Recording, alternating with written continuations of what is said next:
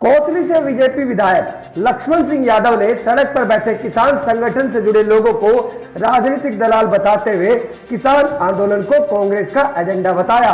उन्होंने कहा कि दिल्ली जयपुर हाईवे पर हरियाणा की सीमा पर बैठे किसान संगठन के लोगों को राजस्थान सरकार ने संरक्षण दे रखा है और उधर पंजाब में कैप्टन अमरिंदर सिंह ने आंदोलनकारियों को दिल्ली और हरियाणा में आंदोलन करने की सलाह दी, जिससे साफ जाहिर है कि धरने पर बैठे किसान नई राजनीतिक दलाल हैं और किसान आंदोलन के नाम पर कांग्रेस का एजेंडा चला रहे हैं। उन्होंने कहा कि पंजाब और राजस्थान में कांग्रेस की सरकार है, जहां किसी फसल का भाव किसानों को नहीं मिल रहा, फसल का नुकसान होता है तो मुआवजा ना के बराबर मिलता है और बिजली के बिल काफी ज्यादा है। लेकिन हरियाणा में काफी किसान हितैषी योजनाएं सरकार ने चलाई हुई है और मोदी सरकार ने आज तक के इतिहास में जो किसानों के लिए किया वो अब तक की किसी भी सरकार ने नहीं किया। कोसली विधायक ने रेवाड़ी विधायक चिरंजीव राव के उस बयान पर पलटवार किया जिसमें चिरंजीव राव ने कहा था हरियाणा सरकार दक्षिण हरियाणा के साथ भेदभाव कर रही है। लक्ष्मण यादव ने कहा चिरंजीव राव के दादा पिता और अब वो खुद विधायक है जिन्होंने 45 वर्ष राज करने के बावजूद इलाके की जनता के साथ न्याय नहीं किया। जी विधायक, देखिए आपने पिछले दिनों कैप्टन अमरिंदर जी का बयान सुना होगा। उसमें किसान आंदोलन को लेके, किसान धरना प्रदर्शन को लेके उन्होंने स्पष्ट कहा पंजाब में मत करो, पंजाब की आर्थिक दशा खराब होती है, लोग भी डिस्टर्ब होते हैं। बोला आप करो हरियाणा में, आप करो दिल्ली में। तो मैं उनसे ये पूछना चाहता हूँ कि दिल्ली में क्या लोग नहीं रहते, क्या डिस्टर्ब नहीं हो रहे, क्या हरियाणा में लोग नहीं रहते? जब उनको इससे साफ मंशा जाहिर है कि किसान आंदोलन ना रह के कांग्रेस का राजनीतिक एजेंडा बन गया। क्योंकि उसका सीधा सीधा कारण क्या है कि जहाँ जहाँ कांग्रेस का राज है वहाँ किसान आंदोलन है नहीं, चाहे वो राजस्थान है चाहे पंजाब है, और जहाँ जहाँ बीजेपी का राज है वहाँ किसान आंदोलन है। तो कौन कर रहा है, किसके द्वारा हो रहा है, ये पूरी दुनिया अब जान चुकी है। और आज पब्लिक परेशान भी हो चुकी है। जिसने 10 किलोमीटर जाना है वो बेचारा 50 किलोमीटर की फेरी काट के सफ़र तय करता है। तो ये दुर्भाग्यपूर्ण है और कांग्रेस ने अपनी मंशा जता भी दी। इतने दिनों से हम कह रहे हैं कि कांग्रेस राजनीति कर रही है किसान आंदोलन के पीछे, वो उनके मुंह से निकल भी गया। और हमारे मुकाबले में जो हमारी सरकार ने किसानों के लिए किया किसी ने नहीं किया आज तक। नहीं तो कांग्रेस ही थी जो 3-3, 4-4 रुपये के चेक दिया करती थी। आज हम 12,000 रुपये का मुआवजा प्रति एकड़ किसान को दे रहे हैं। आज हम 11 फसल खरीद रहे हैं हरियाणा में किसानों की एमएसपी के ऊपर, जबकि आज तक किसी प्रदेश ने इतना 11 फसलें किसी एमएसपी पे नहीं खरीदी। और पंजाब अपना 2 ही फसल खरीदता है, गन्ने का रेट हमसे कम है, मुआवजा का रेट हमसे कम है। आज मुकाबला कहीं भी नहीं है। जो हमारे आदरणीय मनोहर लाल जी की सरकार ने जो कर दिया किसानों के लिए, आज तक किसी सरकार ने नहीं किया। आदरणीय मोदी जी की सरकार ने कर दिया, किसी ने नहीं करा। किसी ने सोचा था क्या अब प्रधानमंत्री किसान सहयोग निधि भी दें 6-6 हज़ार रुपये? किसी ने नहीं दिया। और क्योंकि वो व्यवहारिक ज्ञान बताता है, अगर वो क्योंकि वो समझते हैं कि भाई कृषि प्रधान देश है, किसान का विकास किस तरह से हो इसकी चिंता कर सकती है तो भारतीय जनता पार्टी ही कर सकती है। अब राजस्थान में भी आप देखेंगे उनका बाजरा सारा हरियाणा में बिक गया, अपना बाजरा खरीद नहीं पाए, हमारे बॉर्डर पे आके डिस्टर्ब कर रहे हैं। एक कैप्टन अमरिंदर ने जो इस्तीफा दिया किस नज़रिए से देखते हैं अभी? देखिए कैप्टन अमरिंदर ने जो इस्तीफा दिया है, कुछ तो हमारा प्रदर्शन, हमारा जो अभी पुतला पिछले दिनों भारतीय जनता पार्टी की ने जो उनके बयान के ऊपर विरोध जताया था, और दूसरा उनके अंतर्क्लेश भी, कांग्रेस का अंतर्क्लेश ज़्यादा है।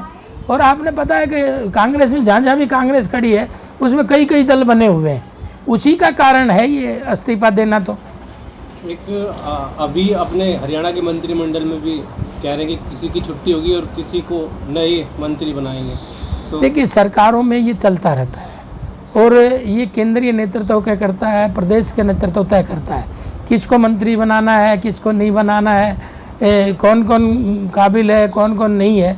तो ये ऊपर से नेतृत्व तय करके भेजता है। ऐसा नहीं है कि भाई हमारे यहाँ कोई गलत काम कर रहे हैं। सारे मंत्री और आदरणीय मुख्यमंत्री सभी अच्छा काम कर रहे हैं। उनके एक एक विभाग की अभी प्रोग्रेस रिपोर्ट आपने जानी होगी। अगर उनके विभागों की हर डिपार्टमेंट की रिपोर्ट उन्होंने आपके पत्रकारों के माध्यम से जनता के सामने पेश की है, तो मैं समझता हूँ सभी अच्छा काम कर रहे हैं। एक एजुकेशन सेक्टर में बार बार आप कहते हैं कि भाई सरकार भेदभाव नहीं करी, लेकिन जो स्थानीय विधायक है बार बार ये कह रहे हैं कि जो बीजेपी सरकार है वो भेदभाव कर रही है कई मामलों को लेकर। एक जो बॉयज़ स्कूल था उसका एक बड़ा उदाहरण उन्होंने दिया कि वो रद्द कर दिया, प्राइवेट कॉलेज जब बनेगा वहाँ पे। तो इसी तरह से जो और कॉलेज है, जैसे बावल का एक गवर्नमेंट कॉलेज हो या फिर जाटूसाना जो आपका हल्का है, वहाँ पे कॉलेजेस आज तक बने नहीं, 5-7 साल हो गए घोषणा हुए, और आपने भी मुद्दा उठाया था ये। नहीं, ये ठीक बात है भाई। आज जो हमारा जाटूसाना वाले का तो ज़मीन विवाद था, अब वो क्लियर हो गया।